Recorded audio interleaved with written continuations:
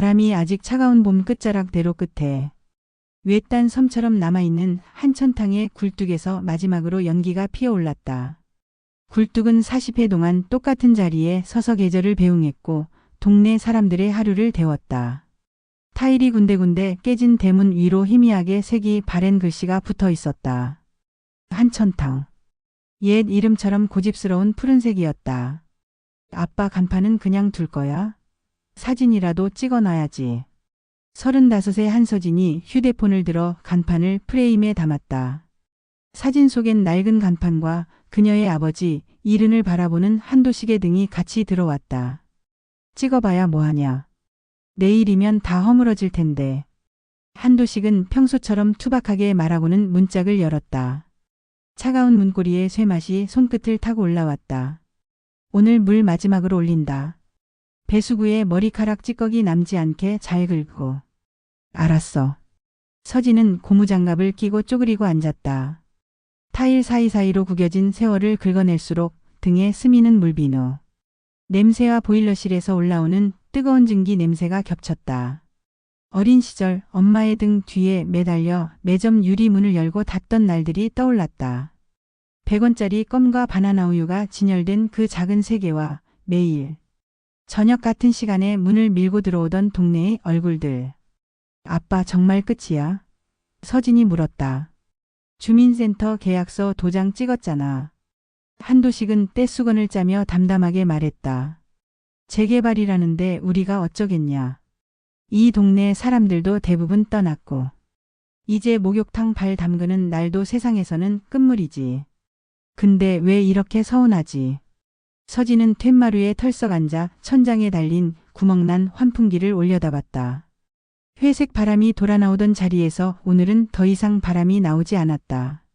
나 여기서 진짜 많이 컸는데. 너도 별걸 다 그리워한다. 도식은 웃음을 흘렸다가 잠시 입을 다물었다. 내 엄마 돌아가던 날도 보일러 물 온도를 내가 못 맞췄다. 그것도 자꾸 생각나. 그는 별 의미 없이 뱉은 말처럼 던졌지만 말끝이 서늘했다. 아빠 서진은 손을 멈추었다. 엄마가 세상을 떠난 지 10여 년. 한천탕의 물은 그날 이후로도 매일같이 올라갔지만 부글부글 끓던 소리 사이에 늘 빈자리가 동시에 끓어올랐다. 아버지는 그 빈자리를 잠자코 버텨냈다. 투덜거리면서도 새벽마다 보일러실로 내려가 불을 지폈고 아이들 웃음소리에 괜히 크게 소리를 질렀다. 비누는 하나만 써. 물 장난하지 말고. 그런데 오늘 굴뚝의 연기는 마지막이었다. 정오가 조금 지난 시간 대문 밖에서 누군가 철커덕 자물쇠를 만지는 소리가 들렸다. 서진이 대문을 열자 검은 고무 슬리퍼에 두꺼운 양말을 신은 박순의 할머니가 서 있었다. 팔순에 가까운 얼굴이 겨울바람에 발그레했고 양손에는 하얀 꽃무늬 보자기가 묶인 바구니가 들려 있었다. 도식이 있제? 순의 할머니가 서진을 확인하더니 마당으로 성큼 들어섰다. 아이고 서진이구만. 키가 하도 커져서 못 알아볼 뻔했네. 할머니, 오셨어요? 서진이 반갑게 달려가 보자기를 받았다. 뭐예요 이거? 김치랑 노각무침 좀 해왔다. 마지막 물 올린다 해서. 너희 엄마 살아있을 때 맨날 내가 국물 말아먹던 그 사발 생각나서. 할머니는 두리번거리다가 보일러실 쪽으로 고개를 돌렸다. 도시가. 한도식이 보일러실 문을 열고 나왔다. 순간 두 사람 사이에 짧고 무거운 공기가 흘렀다. 서진은 그 공기를 안다. 몇 해 전 순애 할머니의 남편이 한천탕에서 미끄러져 넘어져 엉덩방아를 큰일 나게 찍은 날이 있었다. 그날 이후 할머니는 목욕탕의 손잡이 위치가 왜 거기였냐며 도식에게 따지기도 했고 도식은 무뚝뚝하게 오래된 구조가 다 그렇다고 말하다가 둘 사이가 서먹해졌다. 할머니. 도식이 먼저 입을 열었다. 그날 일 내가 사과했었지. 사람 사는 게 그렇지 뭐. 순애 할머니가 투덜거리듯 말했다가 곧 표정이 풀렸다. 오늘은 싸우러 온 거 아니다. 마지막 물이라니 그냥 못 지나가. 말은 그러면서도 할머니의 눈은 이리저리 돌아다녔다. 매점의 빈 선반, 찜질방 벽에 네모난 타일, 오래전에 떨어져 나간 구석의 시멘트 자국까지. 시간이 붙어 살던 자리에 남은 얼룩들을 한 번씩 어루만지고 있는 듯 했다. 할머니, 오늘 마지막 손님 목욕 무료예요. 서진이 장난스럽게 말했다. 마지막이라서 서비스 빵빵하게 드릴게요. 때도 무조건 빼드림. 얘가. 할머니가 눈을 가늘게 뜨고 씩 웃었다. 등이나 밀어줄래? 내 키에선 저기 등 중간이 늘 문제야. 제가 밀어드릴게요. 아빠 온도 좀 잡아줘요. 알았다. 도식은 가볍게 손을 흔들며 보일러실로 내려갔다. 가열기 밸브를 돌리자 금속의 오래된 신음소리가 났다. 보일러 온도계에 빨간 줄이 조금씩 올라가다가 멈추고 다시 천천히 올라갔다. 온도를 맞추는 일은 이 집의 호흡을 맞추는 일과 같았다.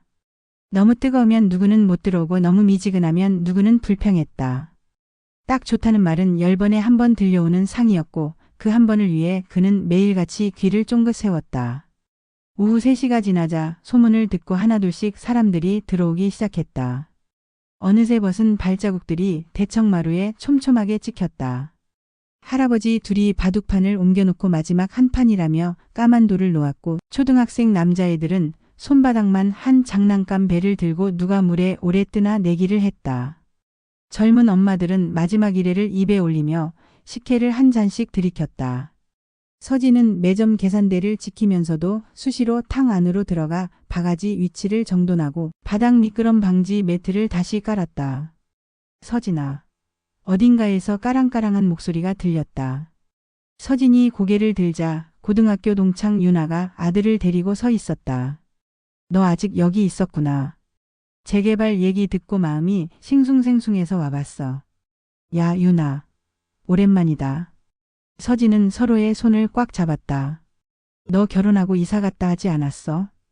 응, 그래도 여긴 내 어린 시절이야. 내 엄마가 매점에서 주시던 초코우유 지금도 그 맛이 난다. 유나는 허공의 맛을 떠올리는 표정으로 웃었다. 아, 근데 너 아버지는 괜찮아? 힘들지. 그러게. 서진은 잠시 눈을 깜빡였다. 아빠는 괜찮다 하면서도 계속 보일러 앞에만 있어. 그게 아빠 방식이니까. 탕 안에서는 누군가 사장님 오늘 물 딱 좋다. 라고 크게 외쳤다. 도식은 고개를 들어 소리를 보일러실 문턱에서 받아냈다. 아무 일도 아닌 말 하나를 휘어잡아 내장 깊숙이 놓는 습관. 서진은 그가 이해되지 않다가도 그 딱 좋다를 위해 오랜 시간을 버틴 등을 보면 자꾸 목이 메었다. 그때였다. 매점 쪽 타일 벽에서 쩍 하는 소리가 났다. 서진이 놀라 바라보자 타일 하나가 벌어진 사이로 누런 봉투에 가장자리가 보였다. 서진이 손가락을 넣어 살짝 당기자 봉투가 쑥 빠져나왔다. 뭐야 그게. 유나가 다가왔다. 봉투 겉에는 누군가의 필체로 적힌 글씨가 있었다. 한천탕 타일 교체 1997년 사연함. 사연함. 서진은 봉투 입구를 조심스럽게 찢었다. 안에는 접힌 종이 여러 장과 낡은 사진 몇 장이 들어 있었다. 이게 뭐야? 서진은 첫 번째 종이를 펼쳤다. 사장님, 오늘 첫 월급 받아서 엄마랑 같이 왔어요. 엄마가 물만 뜨거우면 된다 하시네요. 저도 그 말 맘에 들어요. 뜨겁게 살게요. 1997.3 김영수. 두 번째 종이에는 삐뚤빼뚤한 글씨로 이렇게 쓰여 있었다. 엄마가 병원에서 퇴원했다. 머리 감기는 물 냄새가 집 냄새 같다. 사장님 고맙습니다. 1997.1여. 이름은 말하기 쑥스러워요. 사진 한 장을 꺼내자 매점 앞에서 아이 둘이 아이스케키를 들고 환하게 웃고 있었다. 뒷면에는 한천탕 앞에서 97년 여름. 오빠는 중2 나는 초. 엄마가 행복했다라고 적혀 있었다. 유나가 입을 막고 웃었다. 사연함. 너희 아빠가 타일 교체할 때 붙인 거야? 모르겠어. 아빠. 서진이 큰 소리로 불렀다. 도식이 보일러실에서 얼굴을 내밀었다. 왜? 이거 뭐야? 사연함. 도식은 봉투를 보고 잠시 말이 없었다. 아, 그거. 그는 퉁명스럽게 말했지만 입꼬리가 올랐다. 내 엄마가 그때 더운 여름에 타일 갈아엎자고 해서 동네 사람들 기운 빠지지 말라고 벽 뒤에 사연 모으자고 했지. 타일 붙이기 전에 들고 오면 내가 몰래 붙여놨다. 매번 열어볼 수는 없으니 나중에 큰일 생기면 꺼내보자고 하고. 근데 왜 이제야 아빠도 까먹었지? 까먹은 건 아니고 그 타일 쪽은 손댈 일이 없었다. 도식이 어깨를 으쓱했다. 오늘이 나중인가 보네. 서진은 봉투에서 남은 종이들을 하나씩 펼쳤다. 첫 아이가 태어났다. 탕에 앉아 있으면 배가 두근두근한다. 아버지가 세상을 떠났다.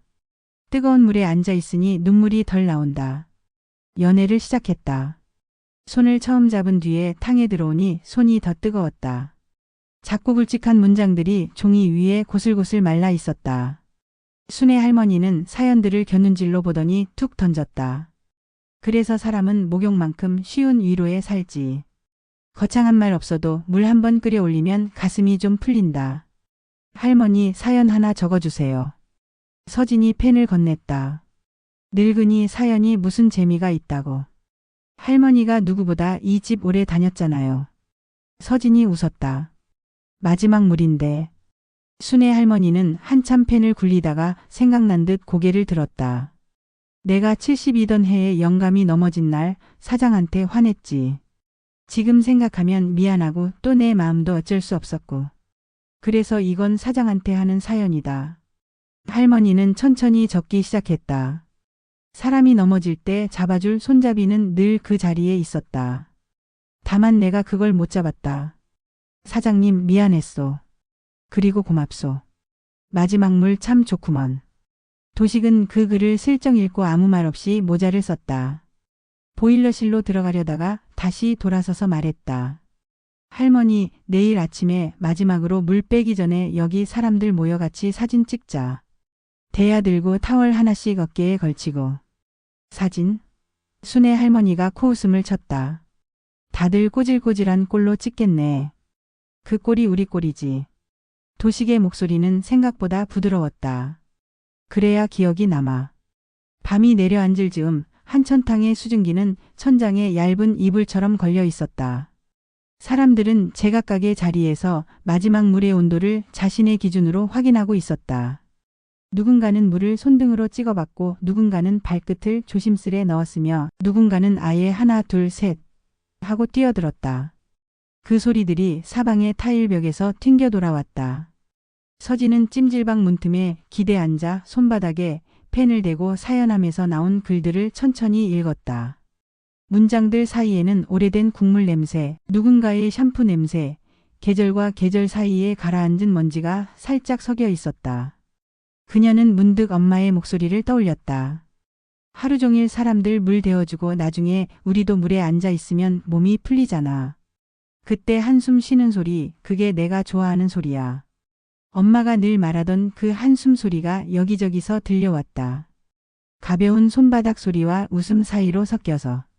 다음 날 아침 한천탕 마당에는 촬영을 기다리는 사람들이 모여 있었다. 색바랜 파란 타월 연보라색 욕실화, 대야와 바가지가 각각의 손에 들려 있었다.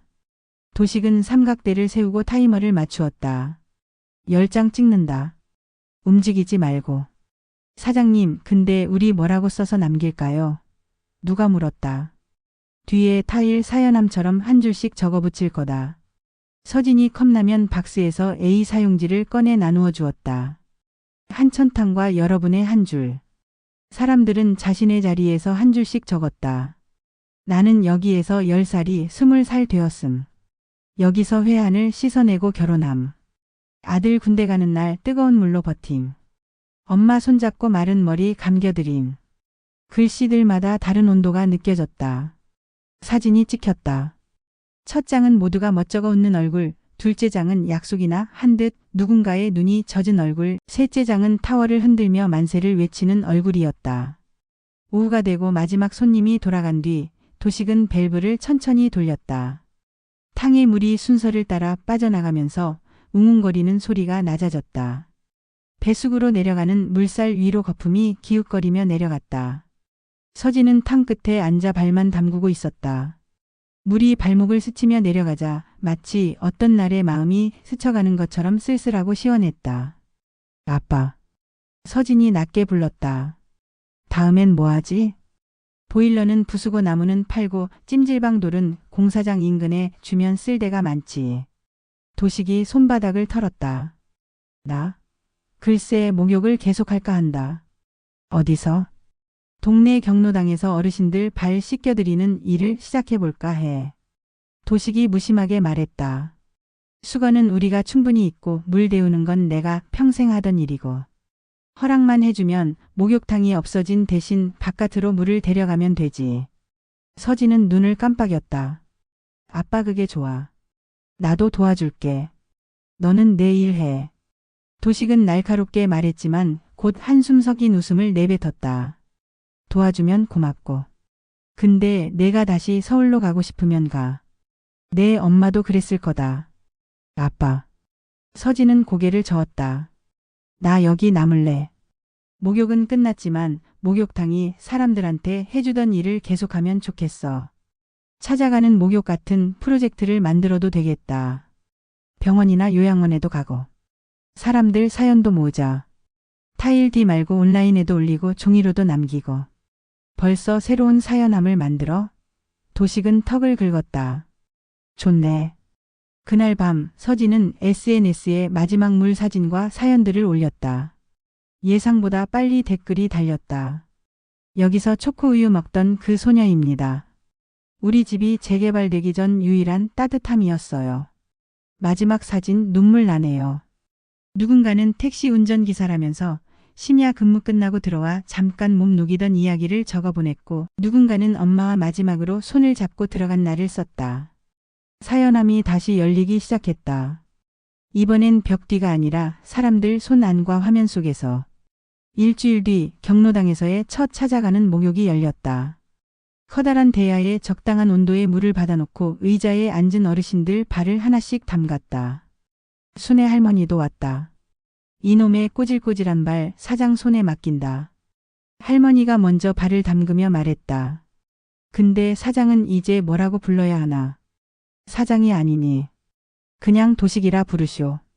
도식이 웃었다. 늙으면 이름으로 불리는 것도 괜찮더라. 그래 도식. 할머니는 자신의 발등을 쓰다듬는 손길을 내려다보며 낮게 읊조렸다. 물만 뜨거우면 된다 했지. 그 말 맞다. 서진은 어르신들의 발을 닦아주며 하나하나의 발자국을 새로 그리는 기분을 느꼈다. 깊은 주름과 오래된 굳은 살, 까맣게 멍들었던 자리까지. 다 지난 이야기들이 물에서 조금씩 풀렸다. 어르신들의 입에서는 오래된 노래 가사가 흘러나왔고 누군가는 잊고 있던 이름을 불렀다. 저녁이 되어 집으로 돌아오는 길, 서진은 무너져 내린 한천탕 자리 앞에 섰다. 굴뚝이 사라진 자리엔 비어있는 하늘이 있었다. 그런데 이상하게도 허전하지 않았다.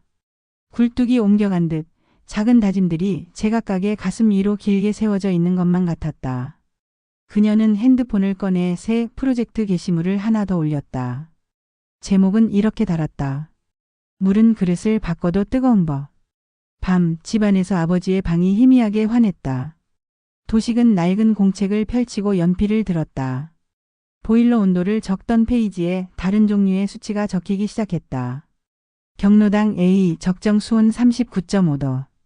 어르신 비발 통증 호소 38.5도로 조절. 나눔 수건 12장.